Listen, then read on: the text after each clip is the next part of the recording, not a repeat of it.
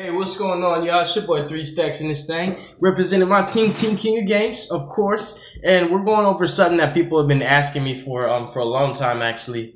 And I just really hate the deck so much. I just never wanted to do it. I never wanted to pick up Spyrals. I did.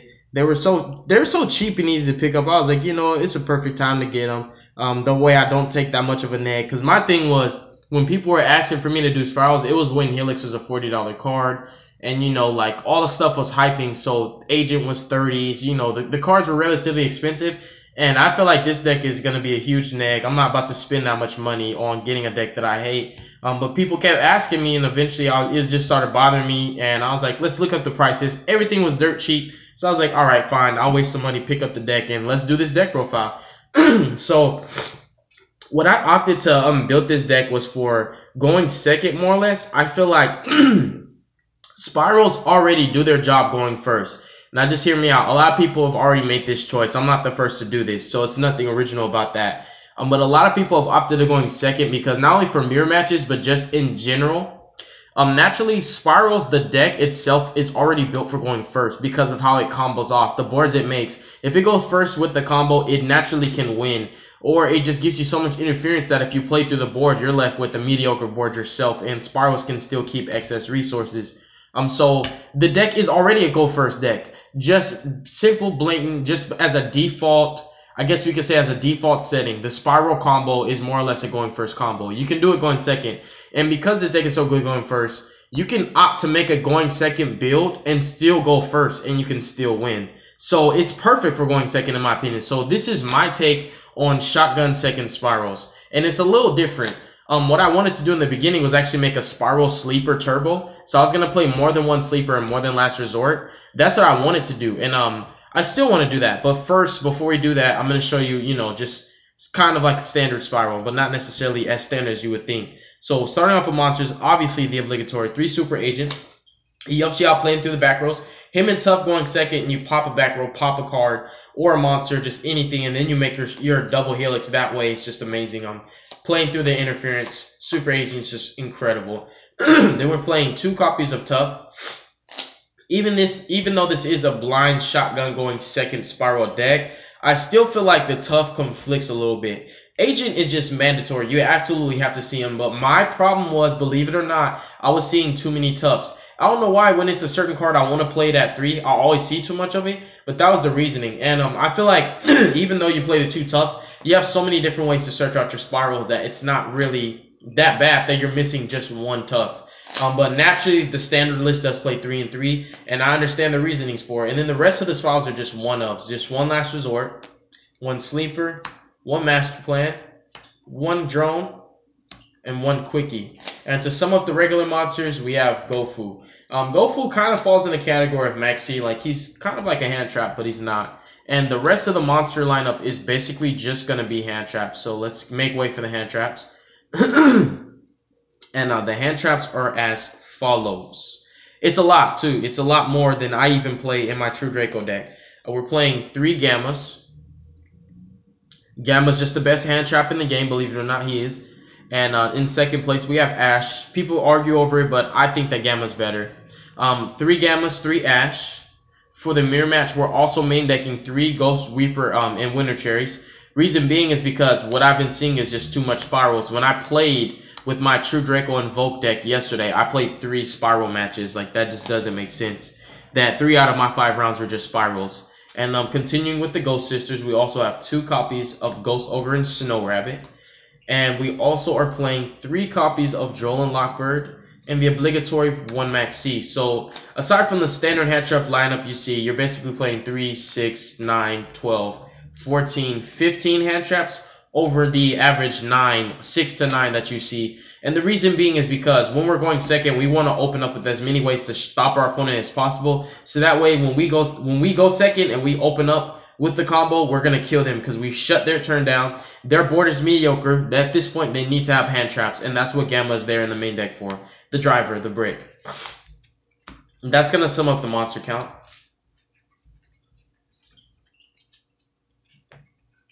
Next up for the spells, we're playing 3 copies of Spiral Resort. This is a really, really awesome field spell. The protection is what makes it the best. Yeah, it is a once per turn search, so basically there is no, it's not like Diagram when you have to sacrifice a card to make the push. You just play it and search. It's amazing.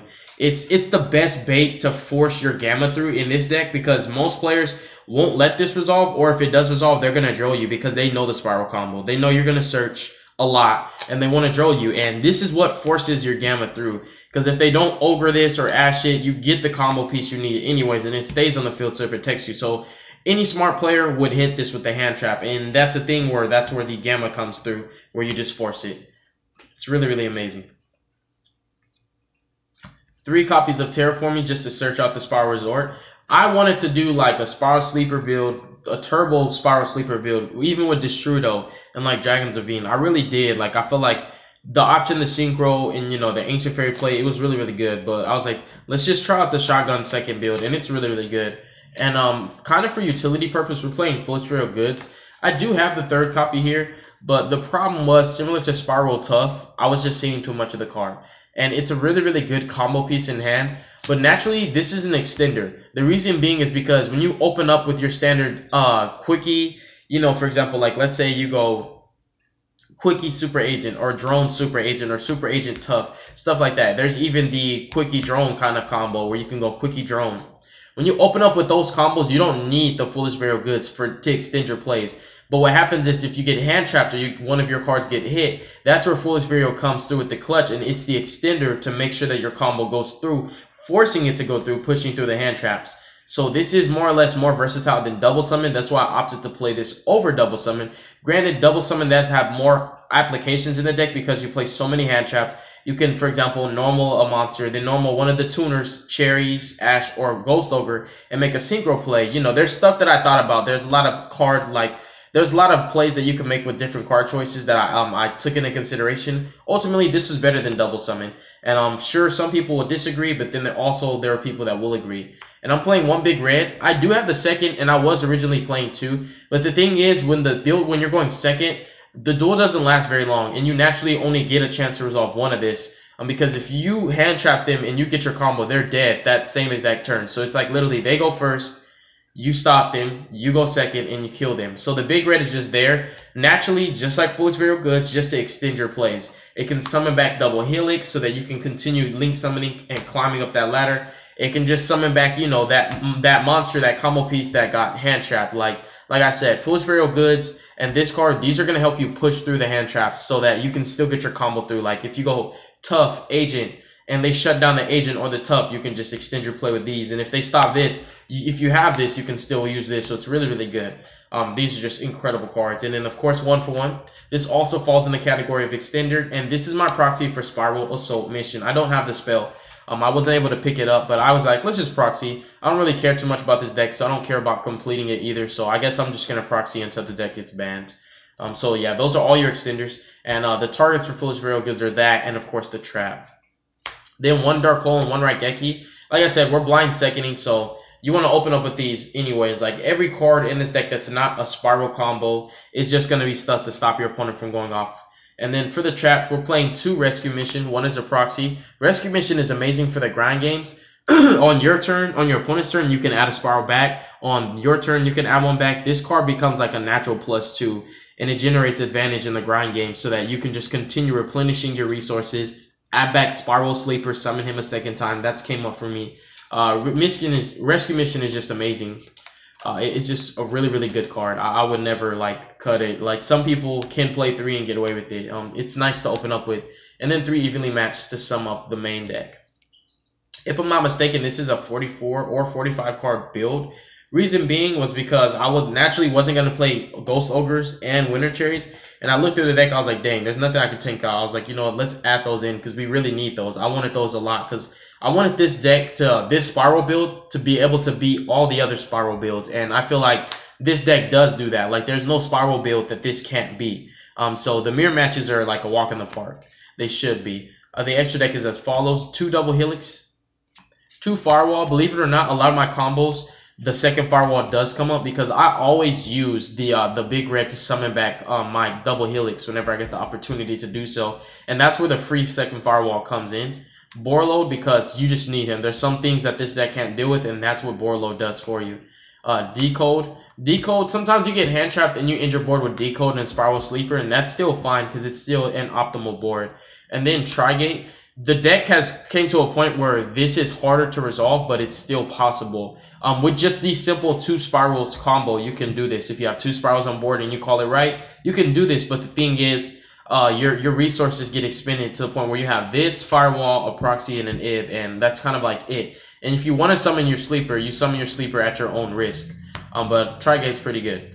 Guy Saber is my proxy for Ningaritsu, the World Chalice Link monster. So we could say this is Ningaritsu. I don't have a Ningaritsu.